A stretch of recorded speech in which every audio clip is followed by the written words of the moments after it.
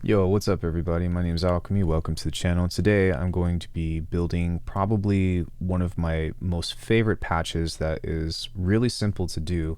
It's just so ethereal and really reminds me of like booting up a PS2 or something, and it's very easy to make, especially if you have access to Acquire Sound. Look, my head is already in PS2. We're going to be using Faceplant today. You can honestly use anything that has a choir sample. You can record yourself if you want to via using a sampler. But the name of the game of this is to create a pad using some kind of vocal, and then we're going to drench it in reverb to create a really beautiful and ethereal sound. So I want to just do this from scratch because this shouldn't take too long. But what we're going to do is we're going to pull up the Gregorian choir on this because this is something that I use quite a bit. And from here, we basically want to create some kind of chord stack, and the easiest way to do that is to create a fifth and an octave. So if we were to duplicate this a couple of times, then the first thing that we can go for is 7 semitones. We can add in a second harmonic, which would be the same thing as an octave. And maybe something that we might want to consider is changing the starting position of each of these.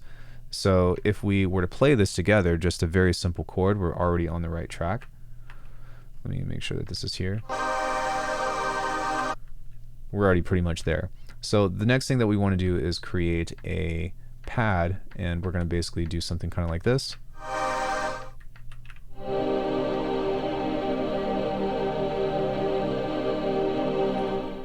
And let's go ahead and change the start position of these. I think I accidentally changed the loop point, so we want to kind of phase this around a bit.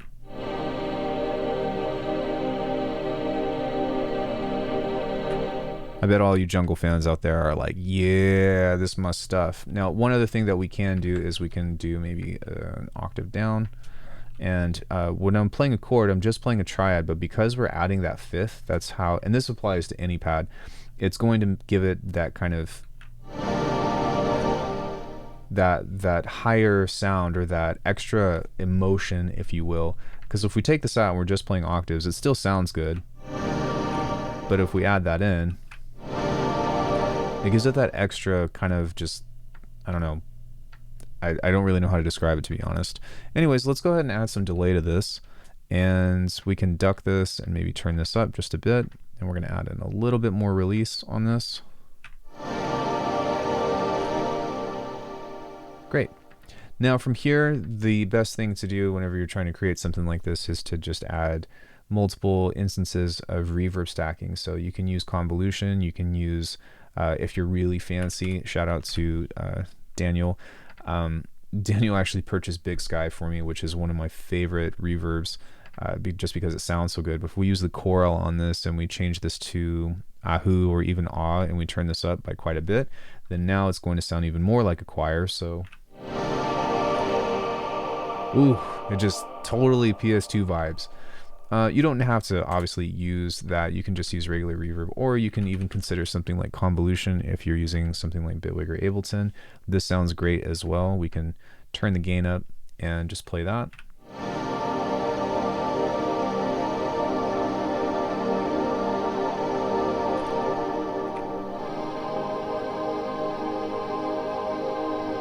Let's play that one an octave down.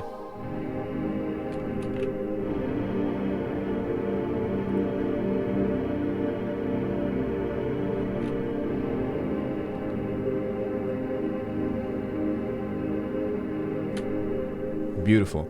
So a couple of options that we can do, in case if you're not really familiar with it, is for one, we can actually add in a bandpass to the entire thing and give that some motion as well. That's really the thing about pads as a whole, is just giving stuff motion. So what we can do is we can create kind of this cute little triangle thing here and move the cutoff up, and that way we can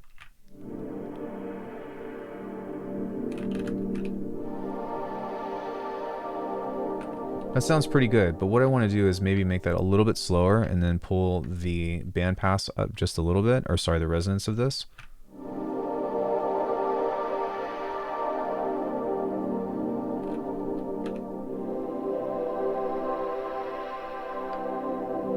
Now the thing about bandpasses is a lot of times whenever you use something like this, you're really pulling away a lot of frequencies and sometimes making stuff extremely resonant.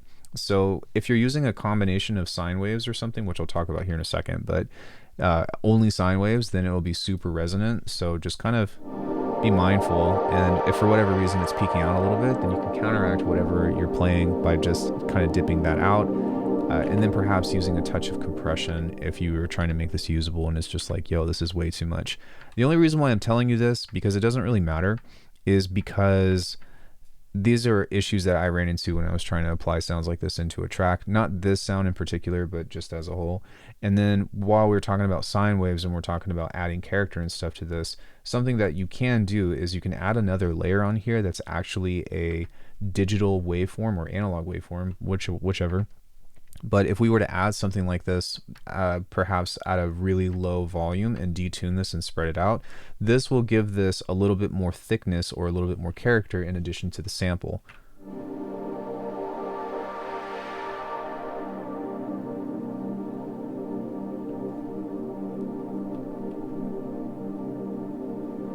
I could listen to that all day.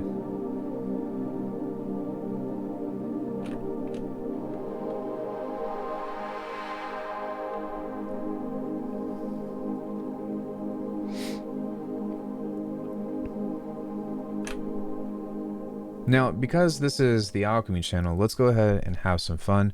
One thing that I'm going to do is I am going to move the slice EQ and the compressor over.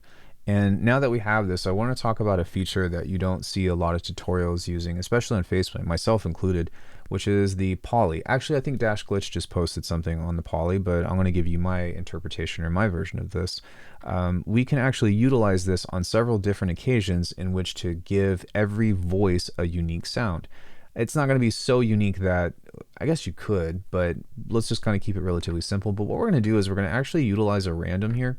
And I am going to modify this just a little bit on here, and then I'm also going to modify the delay, and then perhaps something else that we can do is find something else that is going to give this a little bit more unique character. So filtering is usually pretty obvious. We could do distortion as well. We could also do some kind of comb filtering. I don't really want to spend too much time on this, so let's just go ahead and utilize a flanger. But what I'm going to do on this is turn the mix all the way down, and then I'm going to apply this to the mix, say at about 50%, and also mess with the feedback here.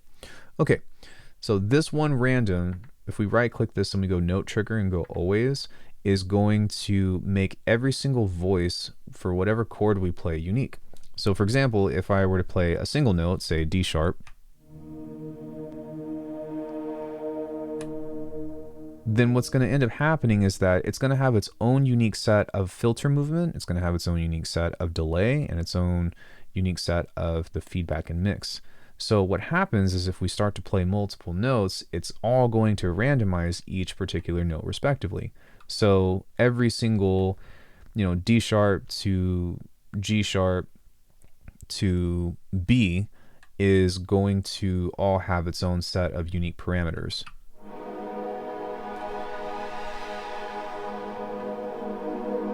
And now we get something like that.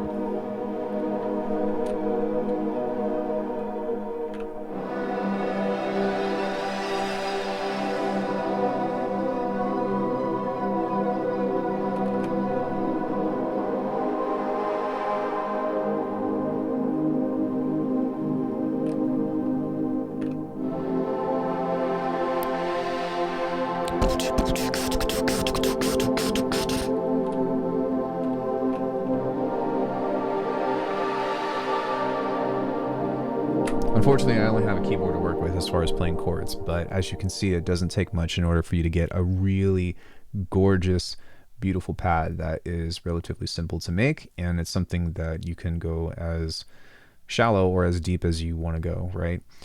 With that being said, I would highly encourage you to experiment with different samples and utilize that poly. And one thing to be mindful of with the poly is that this will start to tank your CPU faster than just about anything else, any kind of plugin that you have. So you definitely want to test the waters, but just know that when you start doing this, because it applies to every single voice, like if I were to throw like a multi-pass rack on here or something, then that's where things get ugly pretty quickly.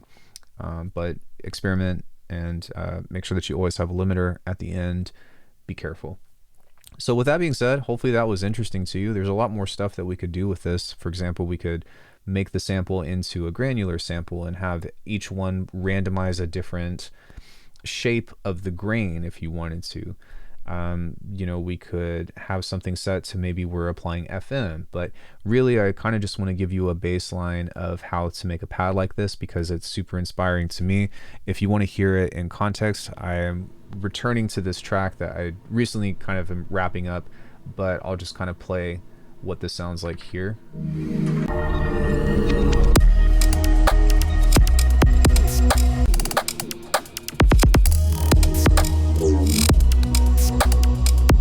Coming up right here.